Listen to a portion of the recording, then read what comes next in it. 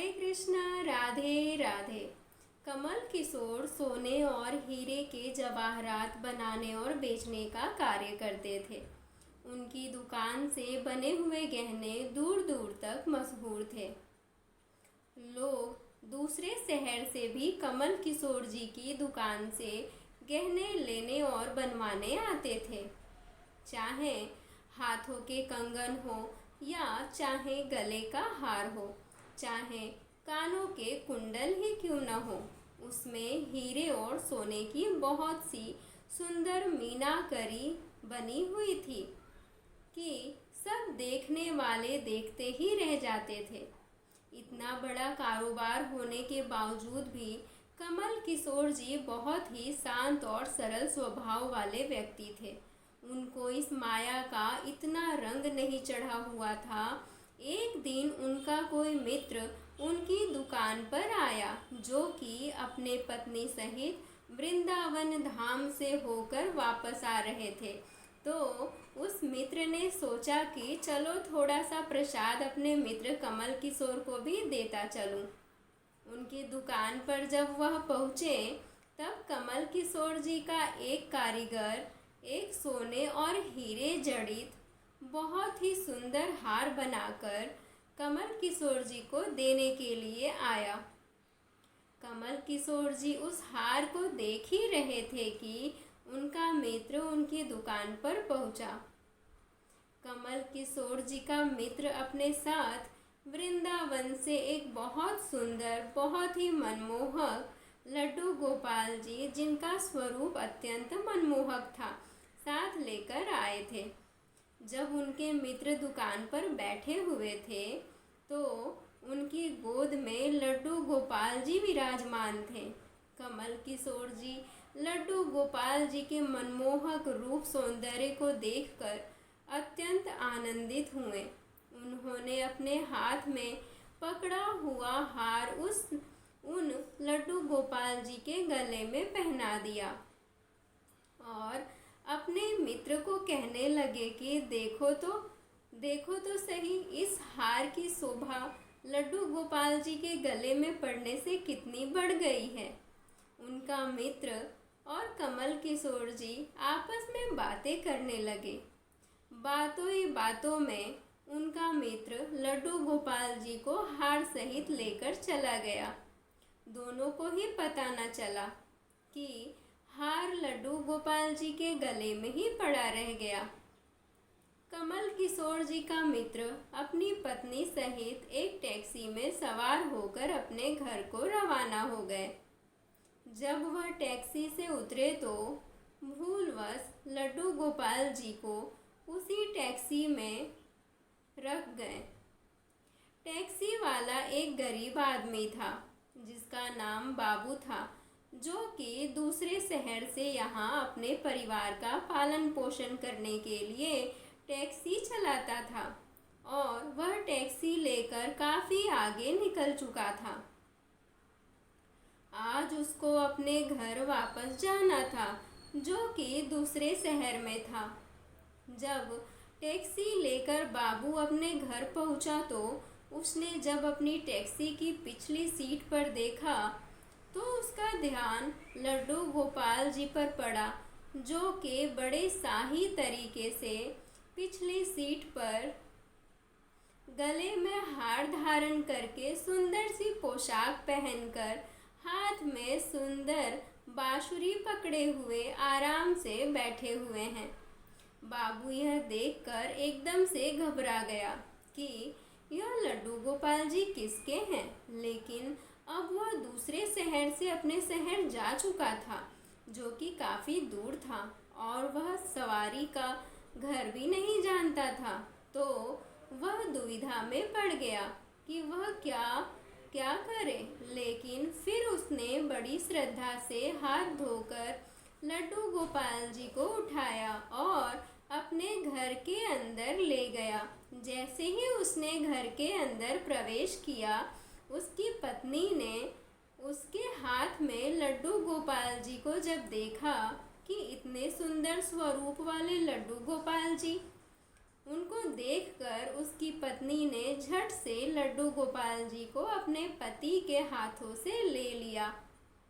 उसकी पत्नी, जिसकी 8 साल शादी को हो चुके थे, उसके अभी तक कोई संतान नहीं थी, लेकिन गोपाल जी को हाथ में लेते ही उसका वात्सल्य भाव जाग उठा।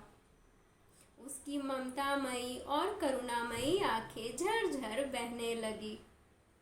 ममतावश और वात्सल्य भाव के कारण ठाकुर जी को गोद में उठाते ही उसको ऐसा लगा कि अपने ही बच्चे को गोद में उठाया है। उसके स्तनों से अपने आप दूध निकलने लगा। अपनी ऐसी दशा को देखकर बाबू की पत्नी मालती बहुत हैरान हुई।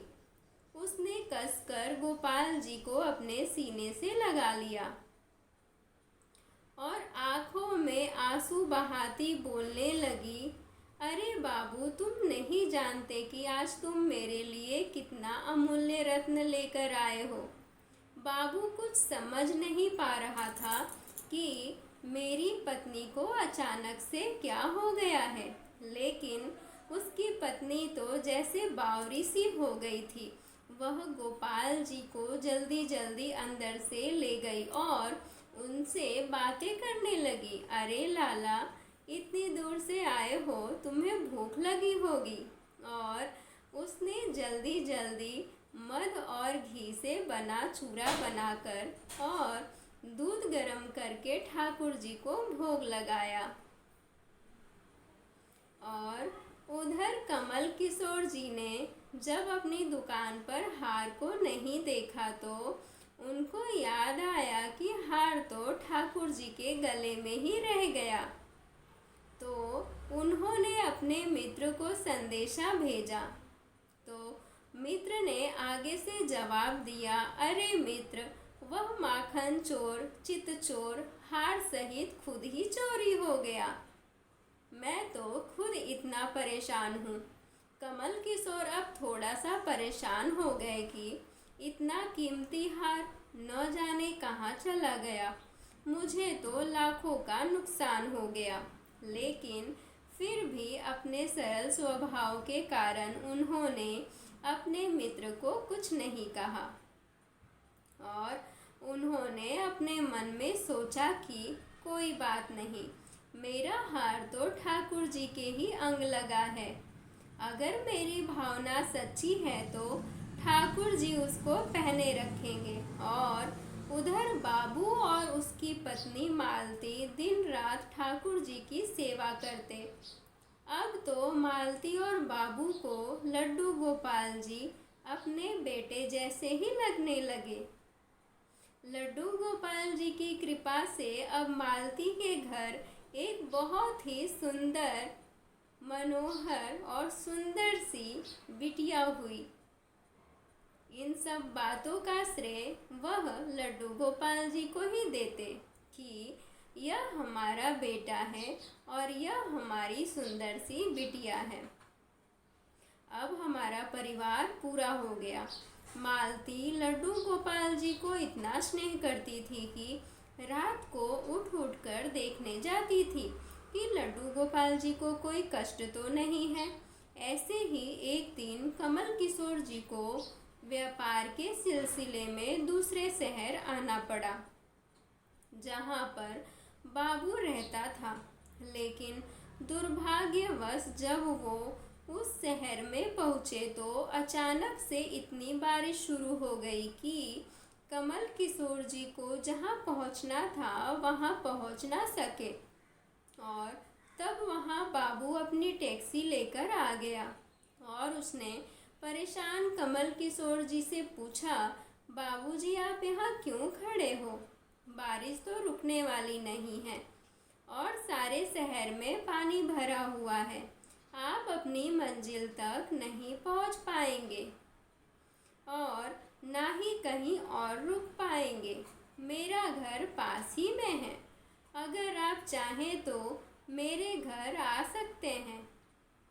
कमल किशोर जी, जिनके पास सोने और हीरे के काफ़ी गहने थे, वह अनजान टैक्सी वाले के साथ जाने के लिए थोड़ा झिझक रहे थे, घबरा रहे थे, लेकिन उनके पास और कोई चारा भी नहीं था और वह बाबू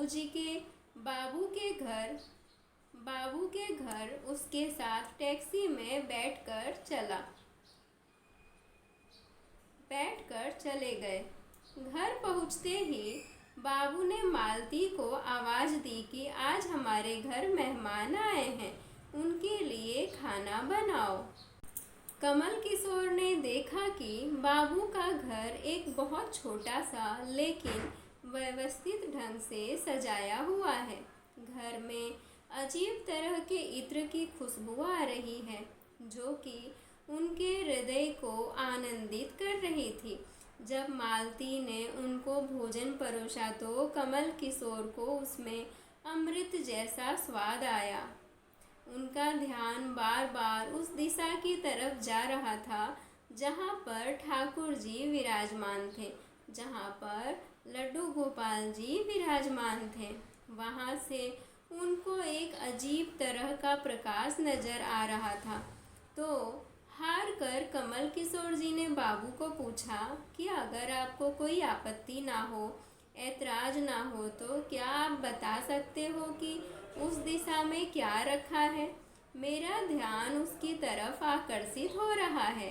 तो बाबू और मालती ने एक दूसरे की तरफ मुस्कुराते हुए देखा और कहा कि वहाँ पर तो हमारे घर के सबसे अहम सदस्य लड्डू गोपाल जी विराजमान हैं।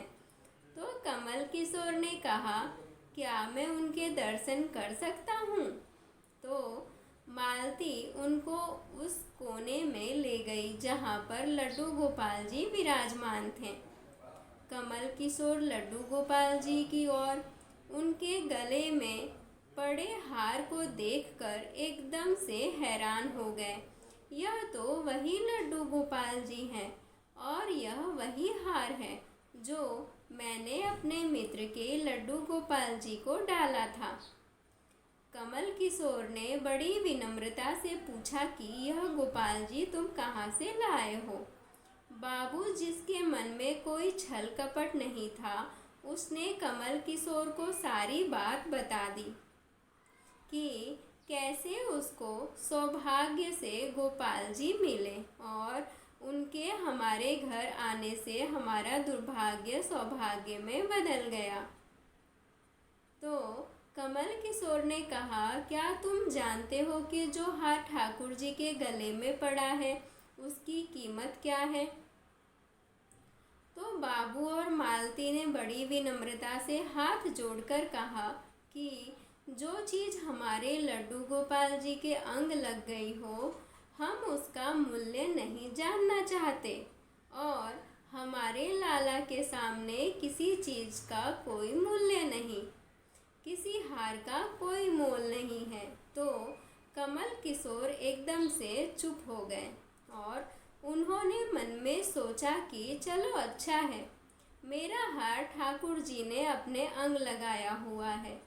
अगले दिन जब वह चलने को तैयार हुआ और बाबू उनको टैक्सी में लेकर उनकी मंजिल तक पहुंचाने गया, जब कमल किशोर टैक्सी से उतरे और जाने लगे तभी बाबू ने उनको आवाज़ लगाई कि ज़रा रुको, यह आपका कोई सामान हमारी टैक्सी में रह गया है। लेकिन कमल किशोर जी ने कहा, मैंने तो वहाँ कुछ नहीं रखा। लेकिन बाबू ने कहा कि यह बैग तो आपकी ही है। जब कमल किशोर ने उसे खोलकर देखा तो उसमें बहुत सारे पैसे थे। कमल किशोर एकदम से हक्के बक्के रह गए कि यह तो उतने ही पैसे हैं जितने की उस हार की कीमत है।